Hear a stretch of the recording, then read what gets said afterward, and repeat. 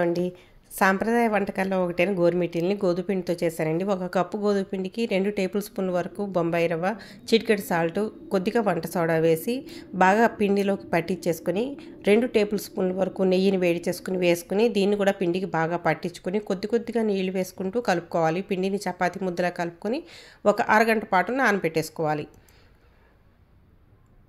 దీనికి బెల్లం ఒకటే పాకం పడదాం అనుకున్నానండి. బాగుండదేమో అని చెప్పేసి బెల్లము పంచదార సమభాగంగా తీసుకున్నాను. ఒక కప్పు వరకు ఒక హాఫ్ కప్పు బెల్లము, ఒక హాఫ్ కప్పు పంచదార తీసుకొని కొద్దిగా నీళ్లు వేసుకుని నానబెట్టి పక్కన పెట్టుకున్నాను. దీన్ని పాకం పట్టుకోవడానికి అనమాట. అరగంట అయిన తర్వాత పిండిని బాగా మదాయించుకోవాలండి. ఎంత బాగా కలుపుకుంటే గోరుమిటీలు అంత బాగా వస్తాయన్నమాట. ఇలా రోల్ చేసుకొని ఇలా గోరు మీద వేసుకొని చేయాలండి. ఇది చాలా ఇంట్రెస్టింగ్గా ఉంటుంది. మా చిన్నప్పుడైతే 90s అంతకుముందు దీనికోసం ప్రత్యేకంగా మనుషులు ఉండేవారు అనమాట. అందరికీ వచ్చేది కాదు. వాళ్ళని పిలిపించుకొని వాళ్ళతో చేయించుకునేవారు.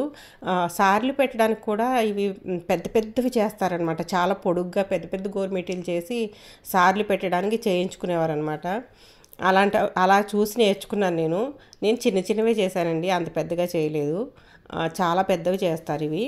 అసలు ట్రెడిషనల్ రెసిపీ అయితే మైదా పిండి పంచదారనండి. రెండు మనకి హెల్త్కి మంచిది కాదు కదా అని చెప్పి గోధుమ పిండితో చేశాను నేను. టేస్ట్ అయితే చాలా బాగుంది. మనకి సేమ్ గోధుమ పిండితో గవ్వలు చేస్తాం కదా, అలాగేనండి. రుచి అయితే చాలా బాగుంది. పిల్లలకి మనకి ఈవినింగ్ స్నాక్స్ టైంలో పెట్టడానికి బాగుంటుంది. అలాగే పెద్దవాళ్ళకి కూడా కొంచెం బెటరే కదా గోధుమ పిండి అని గోధుమ పిండితో చేశాను అనమాట. రుచి అయితే చాలా బాగుంది.